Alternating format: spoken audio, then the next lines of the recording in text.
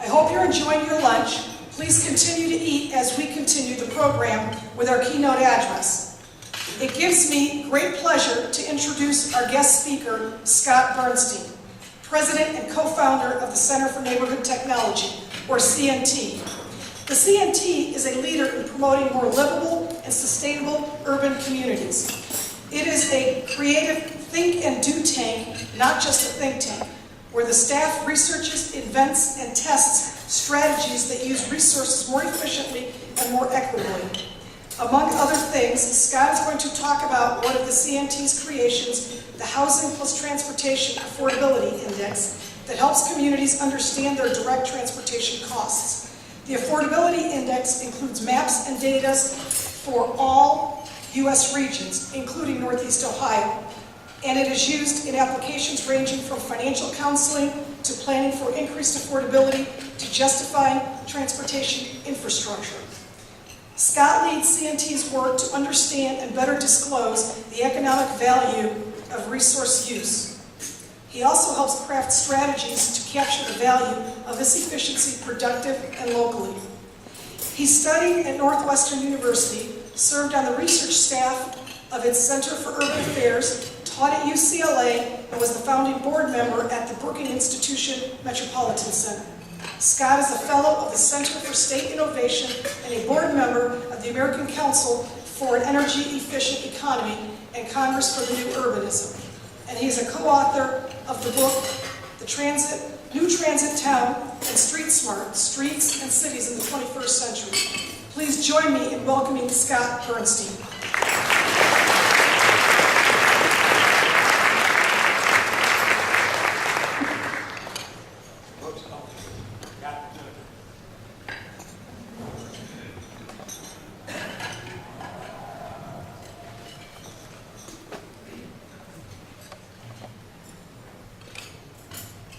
Sorry about that. I'm supposed to know something about technology. Well, thank you very much, Grace. Thank you to all the elected officials for the work you do here in Northeast Ohio and for the opportunity to share some of our most recent research today. Thank you for this gift of a money plant. I wish it was as easy as it said on the back here. It says, sow 1/4 inch deep, rows 2 feet apart, prefers full sun, and then the miracle happens. And I think we're going to have to work a little harder than that in order to meet the financial challenge of an economy that works for everybody in the region.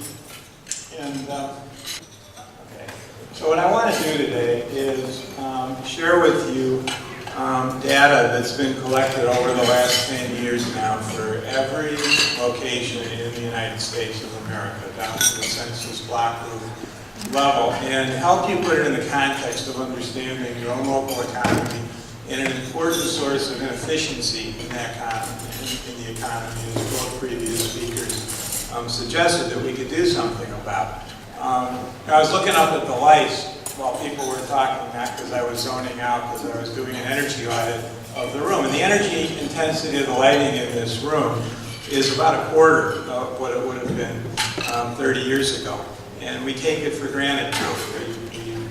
We're past fighting about whether we should save energy in our buildings and our homes and what have you. And we're at that point now of needing to consider whether, in fact, we're spending our public funds efficiently in providing the everyday amenities that people need, of which transportation is one. So we've created a set of tools that are available at no cost across the country on the internet. To make it possible for people to know what the true cost of transportation is in their own backyard as easily as they can know what the cost of housing is right now. And there's a tradition to this. This woodcut is from 1700. It says when coffee came to London. It has nothing to do with Starbucks. When coffee first came to London, it became a very popular commodity. A new kind of institution got created, the non-alcoholic public coffee house. And it spread like wildfire. And the smartest guy in the coffee house business succeeded because he figured out a way to place these coffee houses in a way that it would meet the market demand. He did that because London was a walking city. So a lot of people had to conduct their business outside on the sidewalks in weather similar to Cleveland or Chicago. And he went looking for groups of people in miserable weather that needed a place to sit down and do business. He built them a coffee house, and it worked. So one day, he noticed the biggest group of people he ever saw out by the docks, and he eavesdropped. And who were they? They were ship owners. And what were they doing? They were taking bets on whether their ships would come in or not, on time or not, with what they ordered or not. He figured a market. So he builds them a coffee house, and he runs out of room in a year. So he builds one 10 times bigger in the financial district. And he eventually puts paper on the table to record their wagers and chalkboards on the wall, and he starts giving them all sorts of other amenities, and they kept making these improvements year after year after year. And 75 years later, Edward Lloyd's descendants sold shares in the enterprise, and that was the start of Lloyd's of London and the insurance industry. And in a sense, that's what you do when you get together with NOACA every day, and what we're doing here today, figuring out if we can invent a better way of targeting the use of our resources to get a higher return on investment and be a lot smarter of it. And we now have the tools to make that possible. The second thing we're doing today is to figure out how to adapt to changing conditions. This R word, resilience, that's popping up all over the place, has to do with having the ability to adapt to changing conditions collectively. This definition that I've flashed up here says, as in the case of community development, or community organizing, or collective decision-making. And I hope it doesn't undercut the value of the definition if I disclose that that definition is from the Committee on Resilience of the American Psychological Association, who defines this as a matter not of individual courage and capacity, but what things we can do together better than separately. So let's take a look at the economy here in Cleveland now. This shows GDP per capita in real dollar terms before, during, and after the recent economic crash. The good news is you've rebounded to the high that you had back in 2004. The bad news is it took a while and you came back from a very deep crash. And so it was very expensive here. Every place had this, but Cleveland had it harder than most did because you were more exposed to more dollars leaving the economy than were coming in during the crash. So there was leakage going on, and that compounded the problems caused by plant closures and foreclosures. And you needed to be able to do better. This is another such indicator. This is the Housing Price Index compiled by the federal government. And you can see that since the crash that there's been only a slight rebound in the last couple of quarters, and average home prices haven't returned back to where they were yet. In English, that is measuring the drop in home equity and personal wealth for the typical homeowner in Cleveland. So overdependence and too much concentration of the economy in two food sectors is another problem. Boy, I didn't expect the colors to come out like that. They say that power corrupts and PowerPoint corrupts absolutely. This illustrates it. But basically, this shows the change in gas prices weekly over a long period of time. And that gas prices spiked in the summer of 2008, right at the time that home prices were crashing, and unfortunately right at the time that most mortgage resets started to peak too. So again, there was too much exposure in the economy, and gas prices came back up, and yes, they started to go down, but you notice the seesawing there. They're not likely to come down much further than somewhere above $3 a gallon in the foreseeable future. And we're pushing $4 throughout the Midwest right now. So it's not as bad as it looked where it was headed, but it's still very, very expensive. And the other thing about looking at gas prices is, unfortunately, to use the gas, you have to own the car. And that's the really expensive part of it. Gas runs about 27% of the real cost of transportation. If I look at those same prices on an annual basis, we're at a historical all-time high for the annual price of gasoline. And so the reasonable question is how ready we are The big change finally that I think's happened in the economy here as in the rest of the country is in household size and demographics and what that's meant. So the census has asked this one question every year since 1790, which is how many people, I'm not that old, I'm told, but how many people live in your household? And in 1790 it was 6 people. Every 10 years it's dropped. All right, so we should be expecting 2.5 to 2.3 person households for the foreseeable future. And that's being driven by a tsunami of younger adults coming into adulthood, and also people like me, aging boomers. And we don't want to live in isolated places, and we do need to stay physically active. And it's created a demand not for 3+ bedroom houses, but for smaller places to live that are more conveniently located. The map in the lower left-hand corner of the chart shows the real trend in vehicle miles traveled per household per year in the United States. That's that red line, and it's been dropping every year by an average of 0.8% per year, a little less than 1% per year, because of the drop in demand for the kinds of places that we've built. And even as GDP has gone back up, VMT has kept dropping. Even after the crash, VMT kept dropping, even after recovery. So there's a structural change in the economy. The chart on the right is from something called Emerging Trends in Real Estate, which I would urge everybody to read. It's a page turner. And it's a survey of the 1,000 largest investors and developers in the United States market. And it asks the question, where would you prefer to invest and develop? Of the 51 top markets. And so the answer qualitatively is we want to invest in higher density, mixed use, mixed income, transit-oriented communities, preferably, says the footnote, with a 24-hour character. So then they score the top 51 markets in the United States for those attributes. And there's Cleveland down at 49, Metro Cleveland, 49 out of 51 scored on that. This is the market speaking. This isn't an editorial writer. This is what people with the money to invest actually say. Now, they don't get to do as much of that as they'd like to, because not every place has the equal opportunity to make those kinds of investments. The question is which places are ready to partner with private capital to produce that. So the places that are green tend to be not only the logical markets, but the places that keep investing in that higher density transit-oriented orientation. If you're not investing in that way, don't expect to attract private capital. Places that used to score relatively low a long time ago, Salt Lake City and Portland, for example, were more in the middle or the bottom in some cases of that list, have climbed way up towards the top. So one reason for investing in more transportation choice is to help address the cost of living. Another is to attract the capital you need for a vibrant region.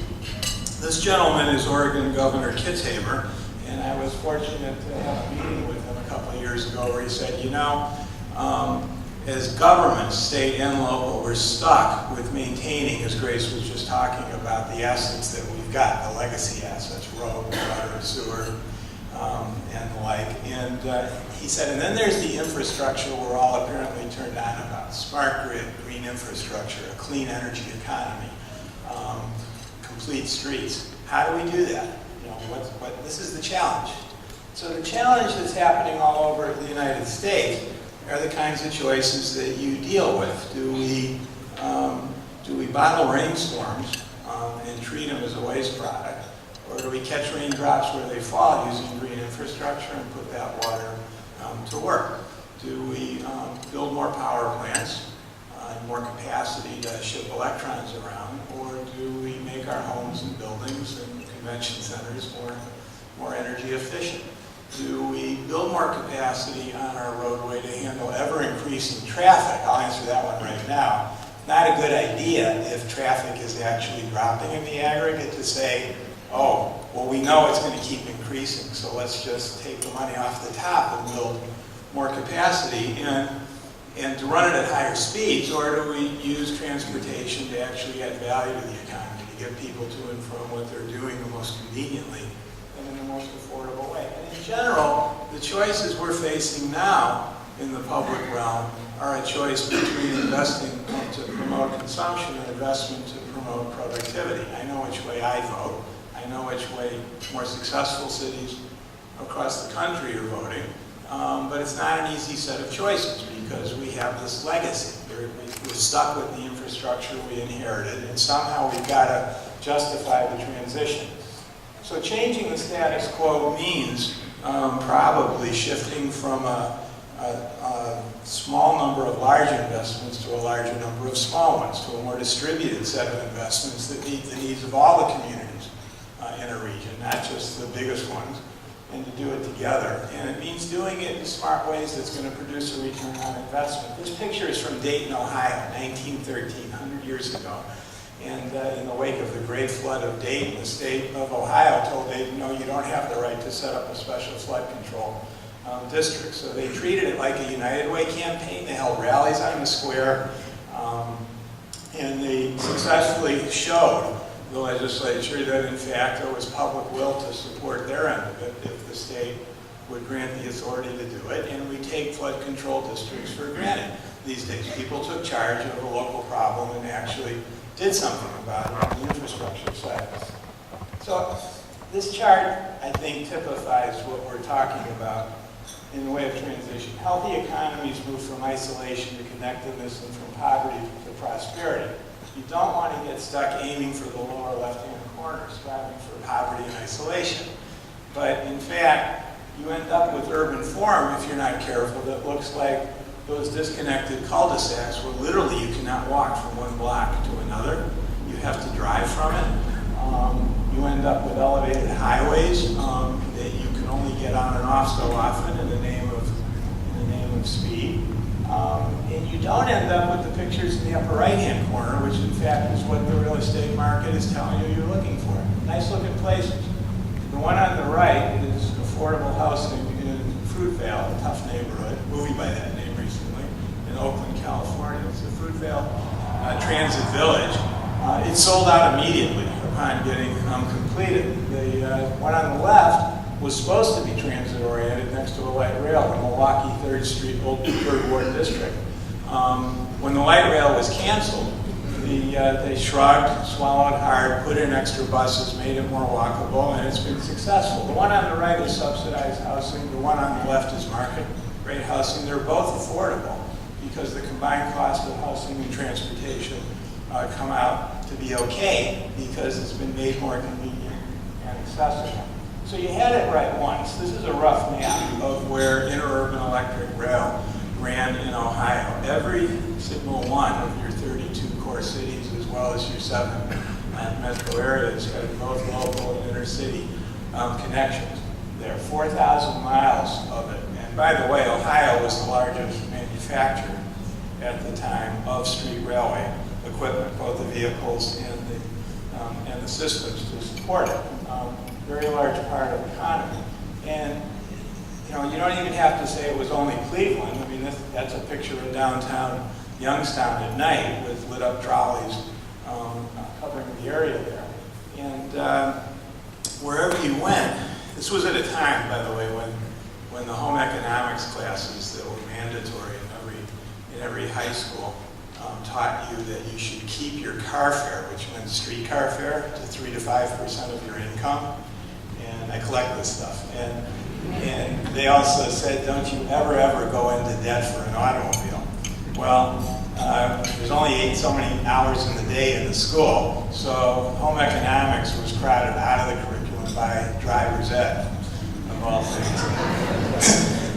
Yeah, and now we teach kids exactly how to go into debt for an automobile at age 15 in the name of financial responsibility. And this is the principal reason why our kids are such suckers for credit traps the second they hit college. We can do better than that. We're starting to redo those curricula now. But the reasons for the high demand for driving go quite deep, and they're not always the most rational. So cities and states got greedy. They made a lot of money franchising streetcars. They figured that licensing drivers and vehicles and There were rubber taxes on tires, that the more cars you had, the better off they'd be. It crowded the easy convenience of the streetcar out of cities. There was competition for public space, and most places abandoned their transit systems in favor of a very different vision. If you can't read the banners on those two models right there, the one on the left says Miss Concrete, and the one on the right says Miss Blacktop. That's one vision of transportation choice. That's from the opening of I-94 between Illinois and Wisconsin. Unless you think it's a historical artifact, I invite anybody to go to a highway builders convention. They still joke like that. So let's talk now about redefining affordability to include transportation.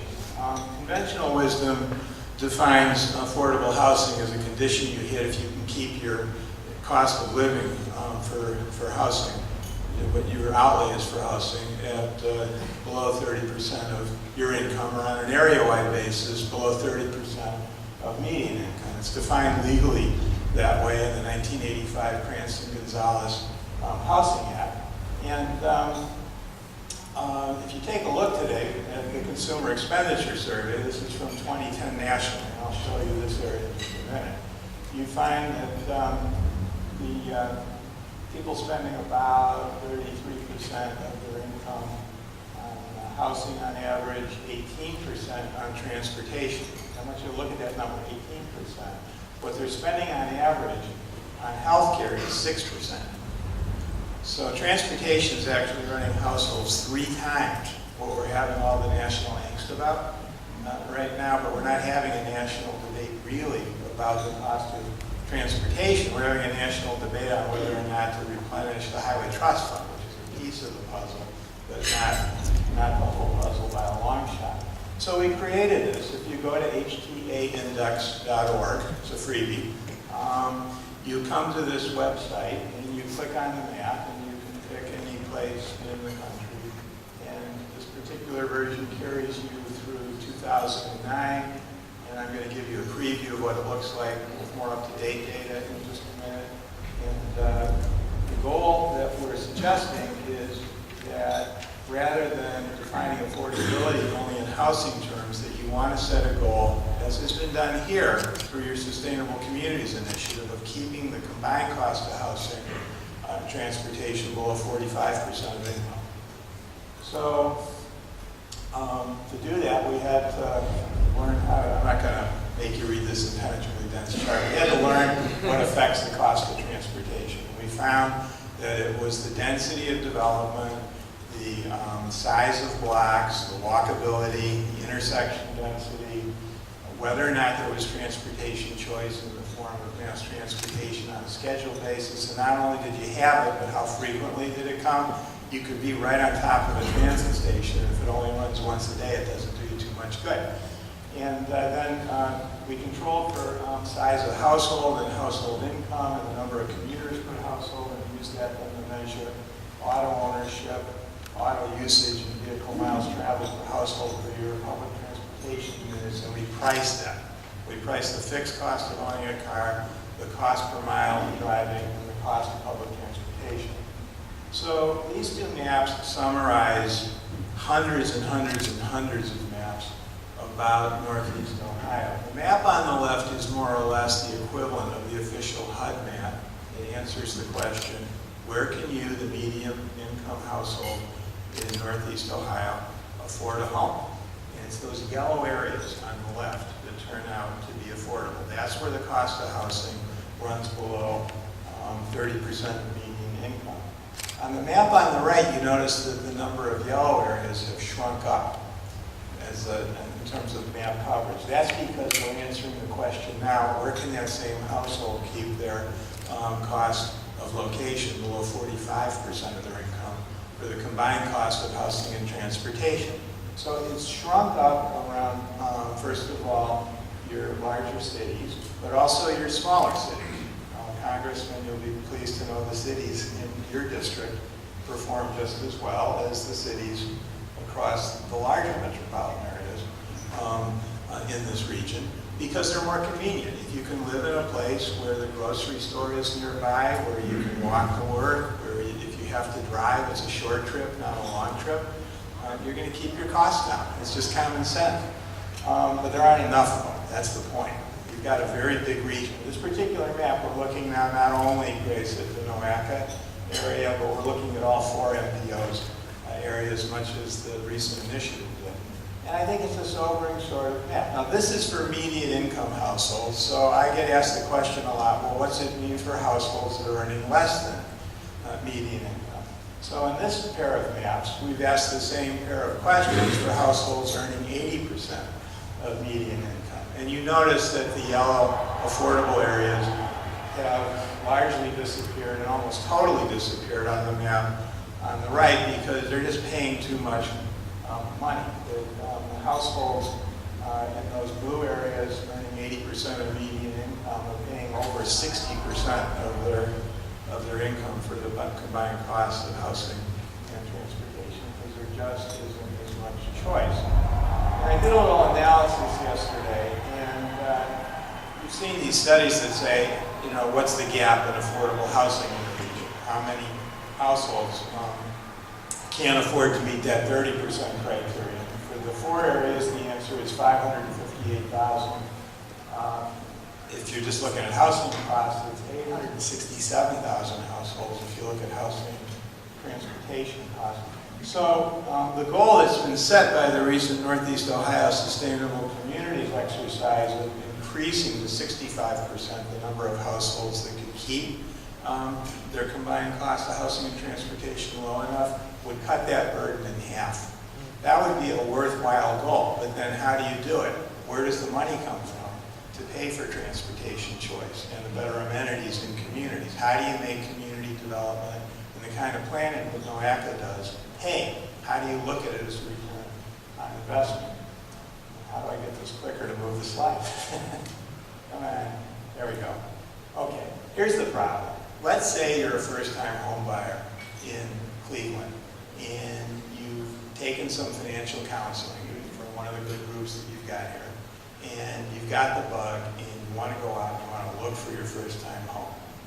And the realtor takes you to your dream home somewhere in one of the central city communities, and it's gorgeous, and you look at the price and you say, gee, I can't afford it. That would cost me 35% of my income. The realtor says, fine, let's get in the car and drive a little further out. So you do that. You keep driving a little further out, and as you do it, the cost of housing starts to go down, and all of a sudden it drops precipitously. You find one, let's say somewhere out in the far reaches of Cuyahoga County, where it only costs 25% of income. You're ready to sign the deal. I recommend that you not do that if you're in that situation, because while the cost of housing has been going down, the cost of transportation has been going up. And that's what these curves show. The red line says somewhere around 10 to 15 miles out, the cost of housing drops. The yellow line shows the transportation costs go up. Why? Because as a first-time household, you might have been able to get by in Cleveland with 1 car per household. And statistically, you might be able to say you only need 1.2 cars per household, but in the real world, you really need 2 whole cars per household. And if you've got a kid who's got to get around 2 of driving age, that's 3 cars per household instead. And this is what's happened to the market. So, let's skip that one. We found that from 2000 to 2009, that while income per household went up an average of around $720 per month, the increase in the combined cost of housing ate almost all of that up. Housing went up 32%, and transportation costs went up 42% respectively. So when you did the numbers on that, that left something like $50 a month left over to pay for all other increases in the cost of living, the cost of food, cost of medical care, and mortgage resets if you had a variable rate mortgage. That doesn't work. The cost of living's been going up faster than income has, and that's the leakage I was talking about at the beginning of the slideshow. This is being used around the country by MPOs like NOACA to reset priorities, by cities to target priorities on where to and where not to put development, I've got a list of about 300 users now who have actually used this to make investment happen. We helped the cities of Minneapolis and St. Paul use it to competitively win a Tiger grant to build a new Union Station for their new light rail system. Department of Housing and Urban Development is using this to get people to voluntarily take a hard look in their consolidated planning to what their priorities are. So I didn't know this came with musical accompaniments. So one use that we found of it is to get people to pay attention to the relationship between the cost of transportation and financial risk. We looked at gasoline prices in Chicago on a 26-week moving average basis before and after the crash.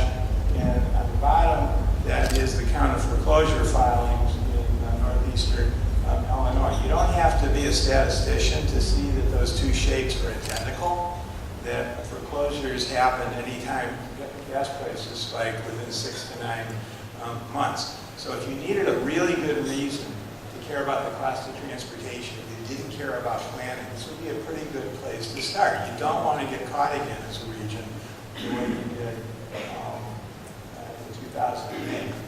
I already gave you the examples of where it's in use. Let's take a look at how now transit service and location efficiency impact travel choices. Location efficiency is a fancy way to describe convenience and regional accessibility. Buildings can be energy efficient and places can be location efficient. So compact neighborhoods, interconnected street networks, access to transportation, retail and services all add up to savings for households and communities. This was the initial study we did in the mid-90s on this for 3 very different regions, San Francisco, LA, and Chicago. The higher location efficiency, the lower the vehicle miles traveled per household per year.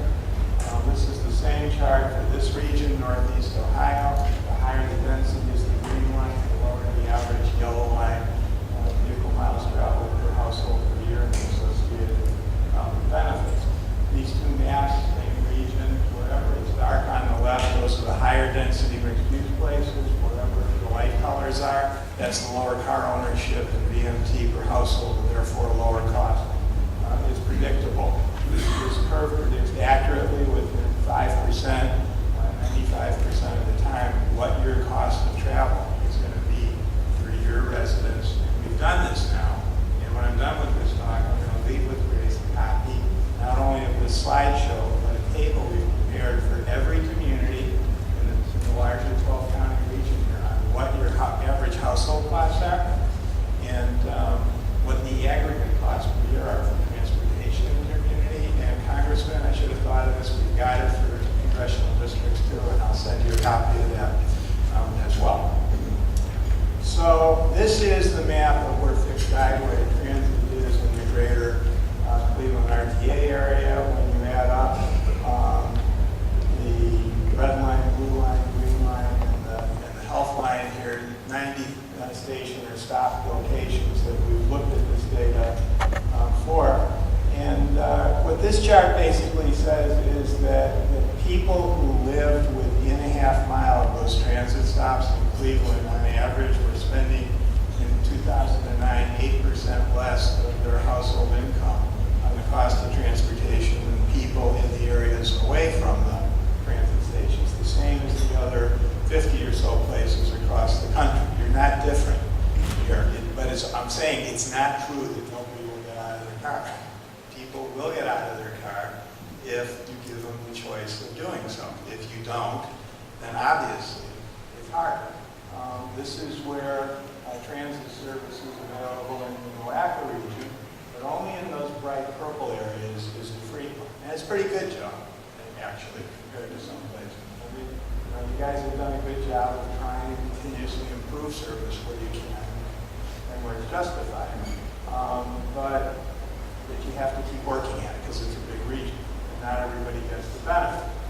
And you're stuck in Ohio with the fact, like it or not, that the state of Ohio is the low performer for urbanized states in helping cities support mass transit. Ohio was providing 94 cents per capita in 2010 to help cities support mass transportation. That compared to $9 per capita in Indiana. I think you could justify doing better than Indiana is doing, or $21 per capita in Pennsylvania, a much larger amounts in other places. Joe informs me it's down to 68 cents per capita right now. So how do we now use these insights to actually achieve economic prosperity and, as Grace said, come up with the financing needed to give people better choices? Well, one is that when you put in mass transportation, you're also making transit-oriented development possible. And transit-oriented development is about location efficiency and value capture and place making. And it is not just about for commuters. It's not just auto-oriented transit, putting park and ride lots around bus stops and transit lines. It's not only about the transit property, which is a perverse FTA problem. The federal government imposes that only lets transit operators look at value capture as something that happens in the publicly owned right-of-way. Whereas obviously if people are willing to walk up to a half mile to get to transit, there's a richer opportunity right there. Transit-oriented development stabilizes the housing market. We found by looking at a 100% sample, in this case in Metro Chicago, of sale leads before and after the crash, that CTA and Metro station area households held their value much better, while value dropped away from those transit places. So that home equity didn't get depleted if you lived near the transit station. This is from Woodstock, Georgia. Our colleagues at Placemakers did this with some of our data, and they were able to show that property tax per acre was a much larger amount of return on investment for a 2-block downtown area in Woodstock, Georgia. I think 60,000 people. And the proposed equivalent investment in a super Walmart that would have taken up 30 acres. So look at the two ends of that, $223,000 per acre in property tax returns for local government there versus $5,700 per acre in the super Walmart area. How do you build a system that starts to recognize and capture these values? Now, people are doing this all over the country, not only in Portland, an obvious sort of place, but in Los Angeles, which I'll describe before closing, and even El Paso, Texas, which you don't think of as a hotbed of transit-oriented development, in many ways is turning out to be the high performer. So people are applying this data to new kinds of mortgage lending, location-efficient mortgages, to rescoring how housing subsidies go out, and to justifying car sharing and bike sharing. I noticed you just opened up bike sharing this week in Cleveland, and accelerating permitting for neighborhoods near transit. They're setting up new kinds of funds. For example, in San Francisco, the equivalent of NOACA, the Metropolitan Transportation Commission put up the seed capital for a special fund to help housing developers meet the 7-year gap between when development starts and when it's fully rented up, so that infrastructure didn't have to wait. This had the effect of speeding up development in San Francisco, and it's been copied in 15 other cities across the country, and I urge you to take a look at this sort of method too. Value creation and capture happens because you can create some sort of district around a transit-oriented neighborhood and get a piece of the increase in value that happens to keep improving the neighborhood, as well as to support necessary area-wide services such as schools. And you want to do it right. You don't want to do it just for congestion relief or for providing direct jobs access. You want to use it as part of an economic development scheme and do that in a way that channels future growth and development into resources to sort of stay the course and keep doing. And the Cleveland Health Line, some of this has started to go on. It's worked especially well at both ends, right around here and over in University Circle, and with a little more alignment with the City of Cleveland's priorities and where the marketplace says is looking for opportunities. There's good opportunities to leverage even more in Midtown, for example. And you need more of these. And I'm not necessarily talking about the mode. I mean actual predictable transit across the region. And it's really paid off handsomely. Maybe somebody knows the number. I know it was pushing $6 billion of development that went in since the health line was created. We invented something or reinvented something in Chicago called cargo-oriented development, The reason we have so many commuter railroads in Chicago and New York is those two regions early on negotiated permanent passenger rail trackage rights on the freight right-of-way. You have no less rail capacity than Chicago does in intensity, what have you. You just never negotiated that deal. So it is possible to do both freight shipment and passenger on the same rails. And where you do it, you find that in Chicago, in our 21 freight intermodal terminals, they're all transit-oriented. They all have passenger transit service. You have 2 intermodal terminals still operating, to speak of, in Greater Cleveland right now, and a couple more in the larger region. And the railroads are, some of these investors, looking for a few more regions to invest in. I would say that you should say yes to them. You should engage with them, Grace, and then you should say yes to their requests on the condition that they give you the right and co-invest with you in developing passenger rail capacity, and that's a source of financing that nobody has actually tapped yet. Innovative financing. Denver, real quickly, is building out quickly a 9-line system where they didn't have one.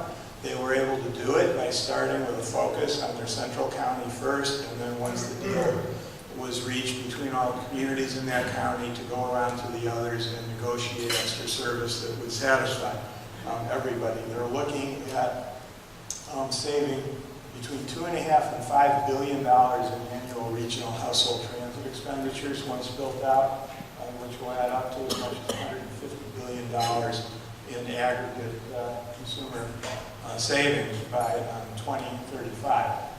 In LA, Move LA, Mayor Villaraigosa did a courageous thing, and at the height of the economic crash, he went to the voters requesting a half-cent sales tax to be dedicated to transit and transportation investment. So it was mass transit, it was also the local road improvements needed to reach it, and we set aside a 25%, Joe, for an increase in operating support, which would solve the problem that all regions have on that, and it passed.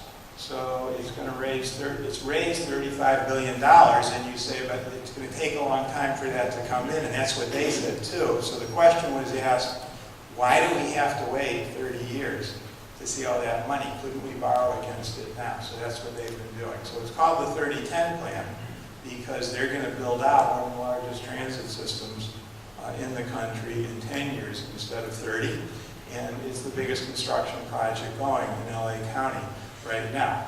It's LA County only, but I gotta say, they're sort of supersized out there. LA County is the size of the 6-county Chicago region, and the other counties are now looking at copying this, and they're even looking at going together at one more 1/8 of a cent sales tax increase to do it regionally together. In Chicago, finally, we've created something called Transit Future. I discovered that Cook County actually ran a referendum like LA's in 1944 to build out what became the interstate highway system, and then got refunded by the federal government. Historians can't figure out where the money went when we got paid back, but it did get built. So we said, why can't we do this again, but use it to unlock the billions of dollars in value in the transit-oriented region, and finally build out the missing links in the city and in the suburbs that everybody's been calling for. That's the rollout meeting with County Board President Preckwinkle on the left and Mayor Emanuel on the right. 12 of the 17 commissioners have signed on, and we hope this is a done deal by 2016. We'll see. Can't declare victory yet. So how do you really bring home these benefits? Mayor Ward of Memphis asked me a question a couple of years ago. Is there a way to lower the poverty rate by 10% in 10 years? Can we come up with some way of doing what we've done for greenhouse gas emissions and energy efficiency in the way of a voluntary set of commitments and countdowns, and score it against making the economy work better for everybody? So we put together a plan based on transit accessibility, resource efficiency, household expense reduction, regional growth capture, green job creation through principally stormwater management. And the headline there, I'm Inequality in Memphis, was on the 50th anniversary of Martin Luther King's I Have a Dream speech. And it's been approved, and we'll see if we can pull this off. In Northeast Ohio, the numbers are that households are spending anywhere from $5,500 to $15,000 per year in the aggregate for transportation. And if you add that up, you find what each of your county's residents are spending for transportation in billions of dollars per year. So under business as usual and with no increase in these costs, over the 30-year planning period that NOACA and the other three MPOs here are working on, we will see at least $400 billion in household expenditures for transportation. That doesn't include business and government spending. This is the point where economists say, but you know, there's no willingness to spend. Well, the willingness is kind of a funny concept here. If you don't give people choice, they're going to be, quote, willing to spend money on the situation that you've got. And that's the size of the leakage. A 20% reduction, which is reasonable, and that would amount to $82 billion in gross household savings. That would be the equivalent of a 14% raise, tax-free for every household in Northeast Ohio. Putting a half-cent sales tax in would be a break-even proposition because it would build a transit system and it would then build the respending capacity on households that would support the extra retail business that would wipe that out. And then the job creation, the unemployment reduction, the poverty reduction, and the increase in property tax receipts would pay for the whole thing. So if you keep counting the benefit of spending money on your highway network and the rest of the transportation system as only the ability to travel at faster speeds in an uncongested way, which is what your state DOT does now, and most state DOTs do, you won't see this opportunity. But if you go to the top of that pyramid, which is based on a survey of the difference between how local governments look at this and how national planners and state governments look at it, your goals that you've set are about regional economic development and livability. So that's it. You can do it. I'll match your quote from President Eisenhower in closing. Grace, in introducing the Defense Highway Act, he said, you know, our very purpose is in our name. We're a United States of America, and without that, we'd be merely a collection of separate parts. And I would say the same thing goes for regional development. Regional planning and investment will mean something when communities have, in effect, a right to the fair share of the benefits from these things, and then you'll see these opportunities as investments that pay for a long term, not just a cost. Thank you very much.